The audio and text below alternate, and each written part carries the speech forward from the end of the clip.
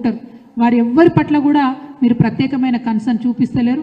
అది మున్సిపాలిటీలో స్వీపర్ల దగ్గర నుంచి మొదలు పెడితే గ్రామ పంచాయతీలో పనిచేసేటటువంటి వాళ్ళ వరకు కావచ్చు, ఎవరిని కూడా మహిళా కార్మికులను ప్రత్యేకంగా గుర్తించి మీరు వాళ్ళకి కావాల్సిన ఫెసిలిటీస్ ఇస్తలేరు. ఆర్టీసీలలో కండక్టర్లు ఉంటారు, వాళ్ళకైతే అలవిగాని ఇబ్బంది ఉన్నది, చాలా చోట్ల సదుపాయాలు లేవు, అయినప్పటికీ మీరు పట్టించుకున్నటువంటి పరిస్థితి ఉంది.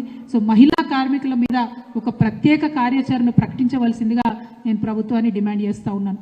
మరి ఇట్లా చెప్పుకుంటూ పోతే ఆనాడు కేసీఆర్ గారు ఏ పథకం చేపట్టినా ఏం చేసినా కూడా అంగన్వాడీలు ఉంటే ఉదాహరణకు జీతాలు మనం 2-3 దఫాలుగా పెంచుకున్నాం. మీరు మేనిఫెస్టోలో ప్రామిస్ చేసిండ్రు 18,000 జీతాలు పెంచుతాం అంగన్వాడీకని. ఇంతవరకు 15 నెలలైంది అంగన్వాడీ జీతాల మీద మీరు ఒక మాట కూడా మాట్లాడతలేరు.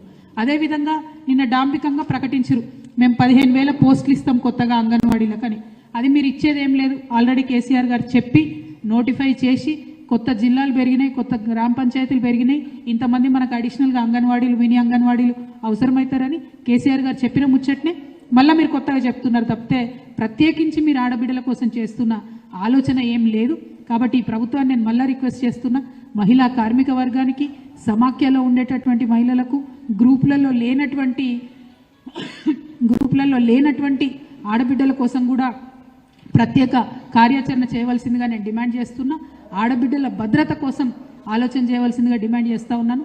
చదువుకునే ఆడపిల్లలకు ఫీ రియంబర్స్మెంట్ మీరు ఇస్తలేరు బీసీ, ఎస్సీ, ఎస్టీ, మైనారిటీ ఆడపిల్లలకు. కాబట్టి వాళ్ళ తల్లిదండ్రులను వాళ్ళని చదువులు మానిపించి ఇంట్లో కూర్చోబెట్టేటటువంటి పరిస్థితి వస్తుంది. ఎందుకంటే తల్లిదండ్రులు పేదవాళ్ళు ఉన్నారు, అఫోర్డ్ చేయలేకపోతూ ఉన్నారు ఆ ఫీజు. దీని మీద కూడా ప్రత్యేకంగా మీరు ప్రకటన చేయవలసిందిగా కూడా నేను కోరుతా ఉన్నాను. అదేవిధంగా ఇక మీరు ఇక్కడ చూస్తున్నారు నా ముంగట పోస్ట్ కార్డులు ఉన్నాయి. ఇవి 10,000 పోస్ట్ కార్డులు ఉన్నాయి.